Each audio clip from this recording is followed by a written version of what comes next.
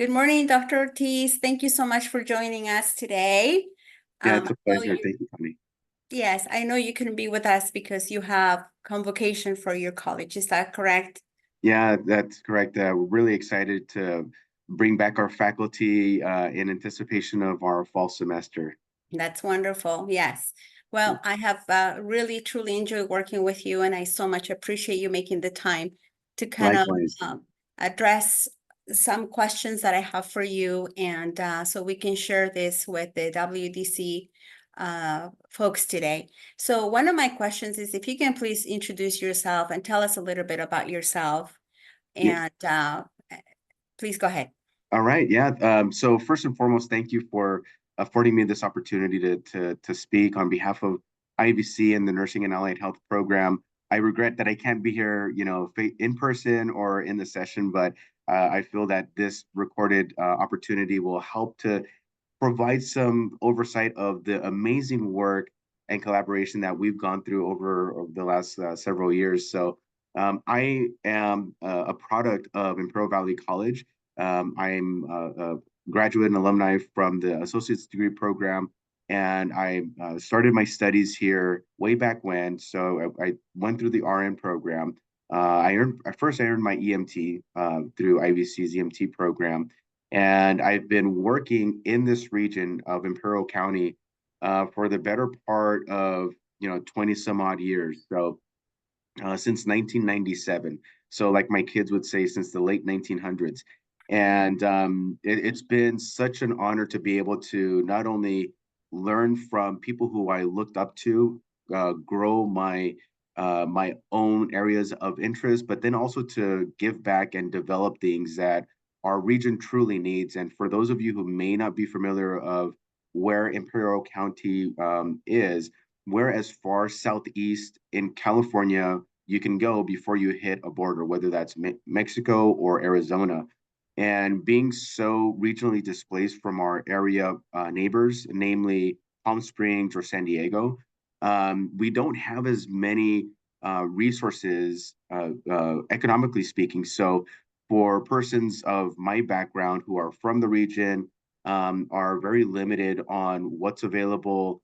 The success is on the converse. It's an opposite. So having come from IVC's nursing program, I quickly was brought in as a instructor in the EMT program. And from there, it was just springboard. Opportunity came up. I was able to develop myself in critical care. I worked in the emergency department for 20 plus years. I've worked as a hospital supervisor. I moonlighted in multiple different areas within the hospital, intensive care, in education. And then I started working in oncology. I was there for about 10 years. So all of these appointments were not in sequence. They were all one, like I had multiple jobs for my entire adult life. So I went through an oncology practice, and then I started coming into academia. So I've been at IBC as full-time faculty since 2015, and I transitioned into administration. I was the simulations coordinator.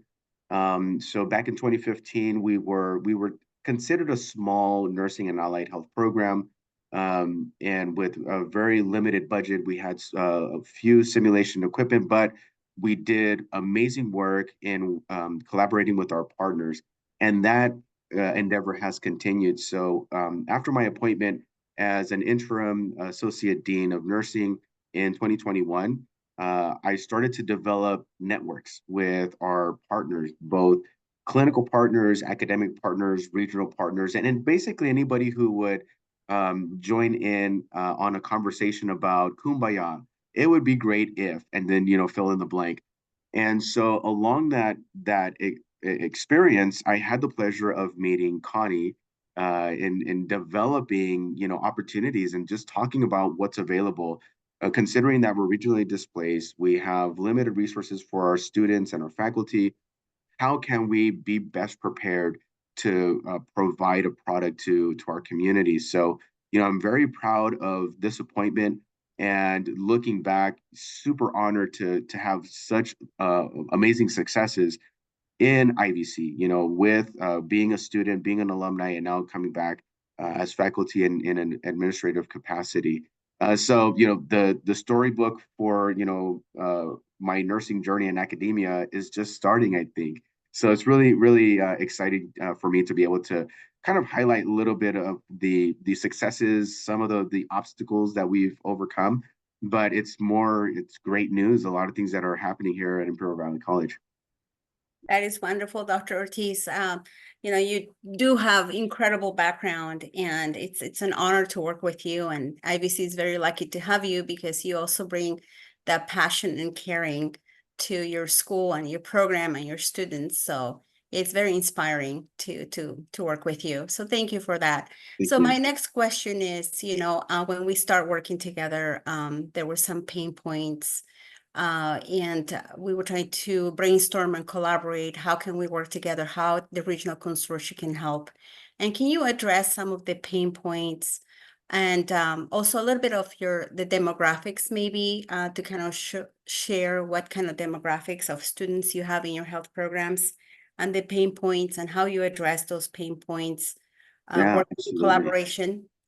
Yeah, and so for being such regionally displaced facility and area, it's really hard for us to attract and keep qualified individuals in any capacity. So in academia it's one thing, in health practices it's another, but usually it's when we find people who want to be part of our community, part of the IVC fabric. They're here for the right reasons, and it starts off with the students. We're very student centered. We're looking towards that success, and I think that in nursing and allied health it has a little bit more tangible weight to it, because if our students are successful, they're going to be successful at the bedside. And we're such a small community that, 99% of the persons in the healthcare sector had a starting or, their certification or their licensure from start from IVC. So looking at historical from the nursing and allied health, we've been in process or in actions for about 60 years. So we started off with our first LVN program back in 1962, I believe. And since that time, IVC's established um, this level of visibility, where people all across the state, throughout the nation, know of IVC's nursing program. But to complement that, it's not just RN or LVN that we have now. So our nursing and allied health includes our CNA, our medical assistant, home health. We used to have a pharmacy tech and other offerings in our program. And so looking at our students, how do we address the pain points? Well, number one, if we're student centered, we have to identify what is success for the student, and we look at completion rates and NCLEX pass rates. And luckily for us, speaking in fall of 2024, we have had 100% NCLEX pass rates for the LVN program over the last 5 reporting periods. We've been identified as the top performing, top ranked LVN program in California. And we did that by addressing these pain points. So we have high NCLEX pass rates. Our employment rates for students across the board is at 100% right now. So any one of our CNA, home health aide, medical assistant students, LVNs, and RN students have the ability to gain employment in the area of their studies. And that is, by design. We are working hard at being able to address our community to lift them from poverty and provide them with an academic opportunity that IBC is a springboard. It's not a terminal area. So from here, they go on and achieve amazing certifications and licensures and experience. And for me, I always ask our alumni to bring that back, to come back to Imperial County and help to raise the economics of the region. So when we're looking at our student demographic, we have a large female first-time college student population. We're very close to the border, so we do have that binational student workforce. But it's very interesting in nursing to see we're making more of an impact with men in nursing. Nursing is generally a female-dominated career pathway. And I'm a man, I'm a male nurse, but I'm a healthcare professional. And our students are able to see opportunity by having a very diverse workforce. So we've identified those pain points by looking at what the students need first. How can we get them to where they need to be? And so through those efforts, we looked at federal funding. We're limited in federal funding, and that's because we are not accredited, nationally speaking. But I'm happy to say that as of this past month, we earned the ACEN accreditation for candidacy. So that's a huge milestone for IBC's nursing program. So going back to the pain points, we're now looking at areas of opportunity where some would see weakness. But I see if it's hard for us to find qualified faculty, what do I need to do as an administrator, as a nursing faculty member, to help bring in people into this amazing profession? We've heard that there's a nursing shortage, nationally speaking. In California, pre-pandemic, there was a nursing shortage. When I was in the nursing program in the late 1900s, my professors told me that there was going to be a nursing shortage and it was going to be sustained. We're in it. We're living the nursing shortage. But now that's expanded. We're in a healthcare provider shortage. Now expanding further, we're anticipating a faculty shortage. So if there's a shortage of nurses and we need healthcare workers and there aren't that many faculty to prepare them, we're in very dire straits, looking towards the future. So in the last 3 years, we've identified the pain point of when we put out a job posting for all of these multi-criteria that nursing faculty must have. We identify those, and you and I engaged on who's putting in the requirements. Before it was the chancellor's office that had the minimum qualifications for any faculty, so you had to have an unencumbered license in the area that you're going to work in. So LVNs, unencumbered license, RNs, unencumbered license. But on top of that, 1 year of work experience and now the minimum academic requirements. So you have to have a BSN, and then beyond that, for instruction. That's just the chancellor's office that now goes into IVC's hiring practices of minimum qualifications for eligible people. And then the subset is the governing agencies. So California Department of Public Health, the Board of Vocational Nursing, the Board of Registered Nursing, each of them have their own minimum qualifications. So, when I talk about nursing is a unicorn profession, like you're looking for like a one and done person who meets all of these criteria. Before I was the administrator, it was very commonplace for us to have um, a need for a vacancy to fill for a full-time faculty for a nursing role. And in order for us to have a nursing instructor, they had to have met content area expertise, or otherwise the Board of Registered Nursing wouldn't enroll them. So back 3 years ago, we were only enrolling about 24 to 30 RN students every semester. And that doesn't fill the need of the people who are wanting to come into a nursing program. And so looking at our faculty, we would only have maybe one or two eligible nursing applicants total for a replacement position. And that's commonplace, up and down the state. So if we're looking at, we're in a nursing shortage, healthcare shortage, faculty shortage, what do we need to do to address those? So luckily you and I put our heads together and we said, well, we should go out and start to grow opportunities and start to develop these workers so that they meet these needs, not just for IVC, but across the board. And so we started onboarding faculty into our nursing learning center where there are no hiring practices short of IVC's minimum qualifications, 1 year experience, and a bachelor's degree. That's more attainable for me to then get that employee part-time and develop them on a pathway for future opportunities. And in 3 years, we went from 7 full-time faculty, now we're at 14. We went from 12 part-time faculty, now we're in excess of 30. And so how do we do this? We're banging the drum, we're saying these are the things that we need, and we're addressing those pain points by preempting those issues from occurring, and then also being creative, asking our regional partners, what have you done well? What opportunities do we have to develop our faculty and prepare these people? Because if we have a clinical expert, it doesn't mean that they're going to be an academic expert. And so those are those efforts that you and I have really had a lot of success. So, when we start looking at our outcomes, it's to the credit of our collaboration and having these conversations about it's not just IVC. It's not just us that are having these hiring issues. It's not just us that are having these accreditation needs that are affecting students and employments. So it's kind of looking beyond our own territory and seeing what's going on with the region.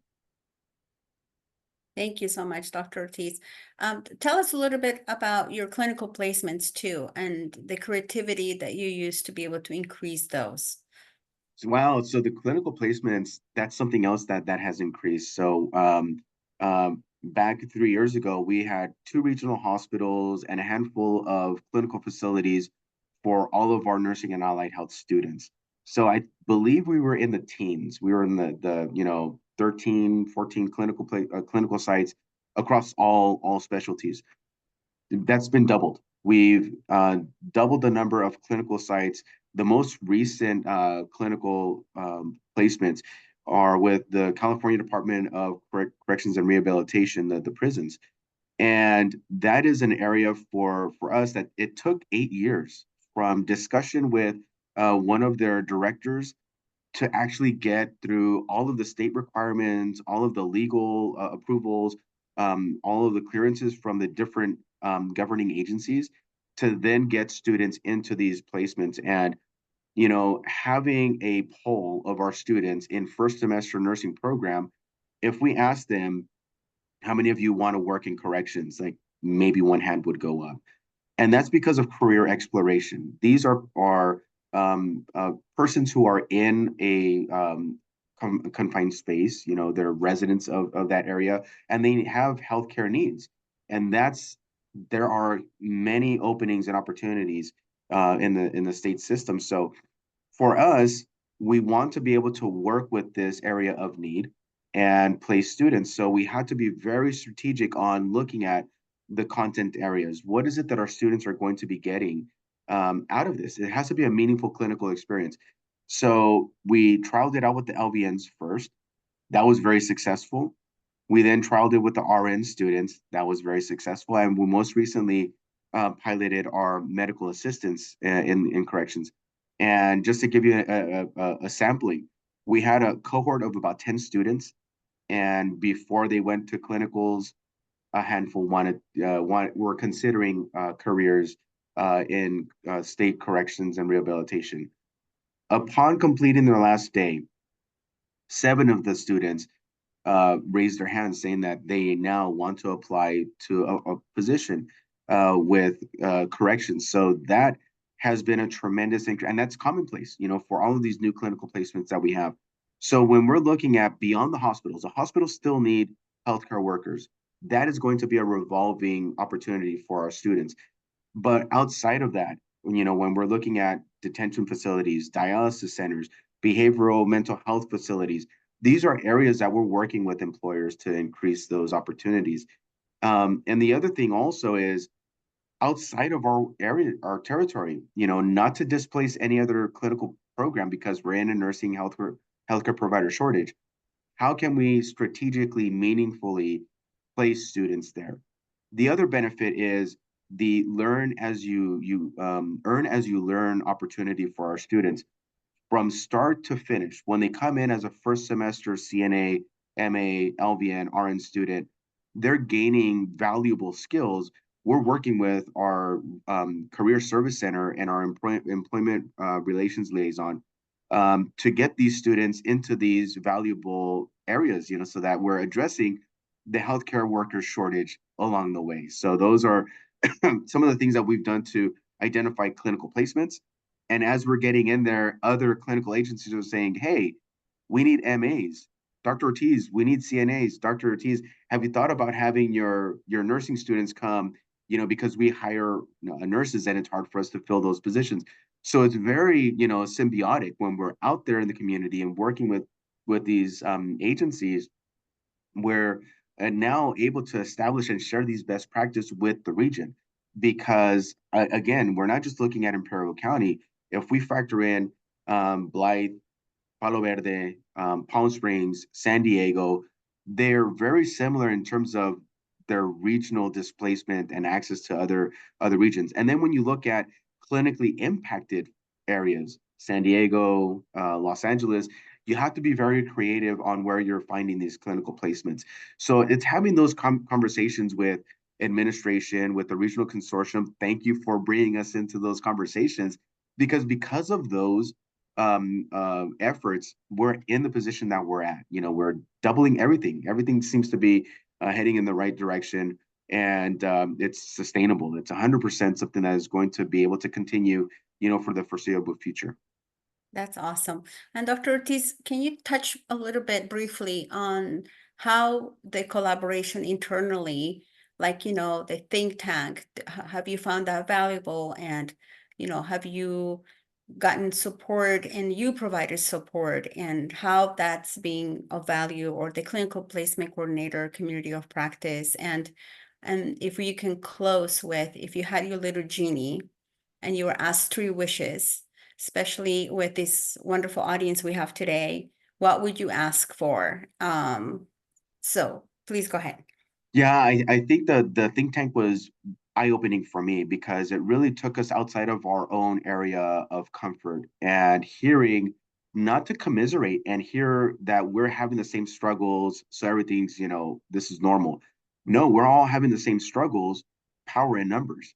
And so when we're looking at clinical displacements, or having all of these screenings for students and clinical placements, if we band together and bring this to the hospital association, they need us as much as we need them.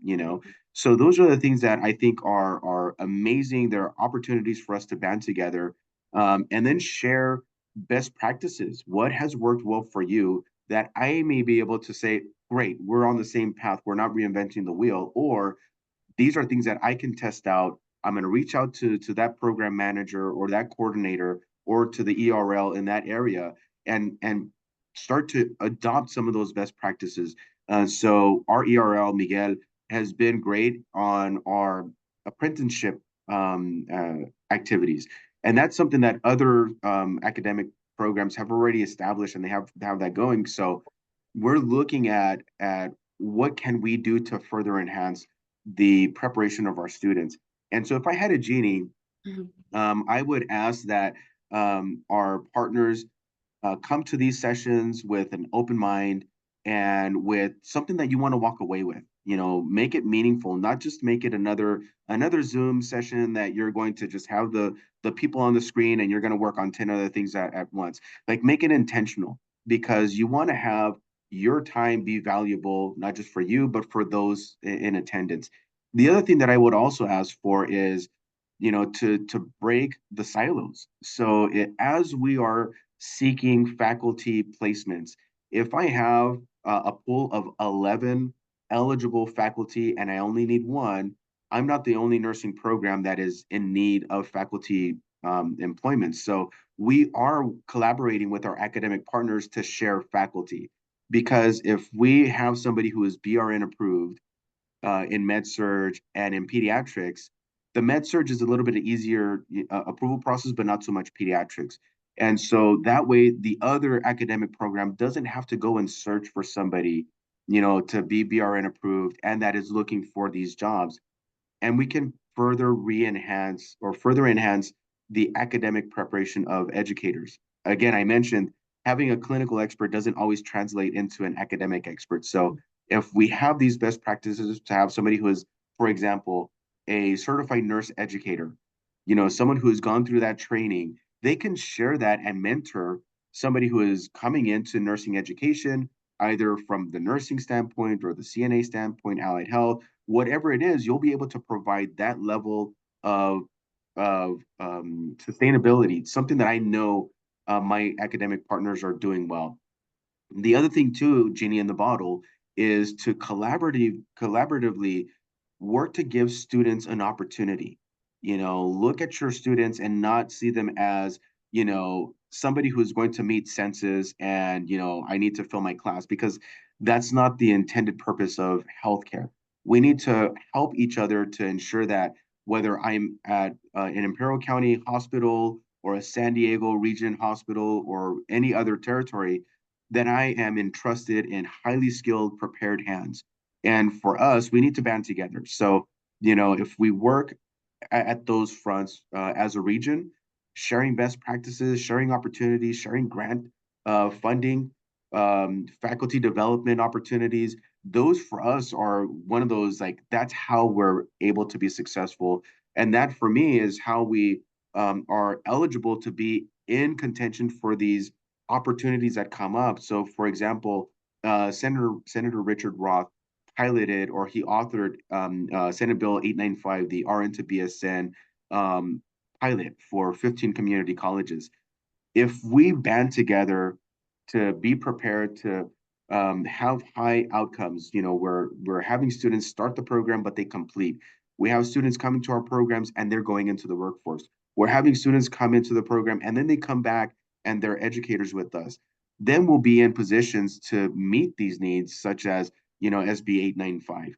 So I think that, the genie in the bottle is to continue this effort and keep our ears open, our sights, on the near term, but also on the future.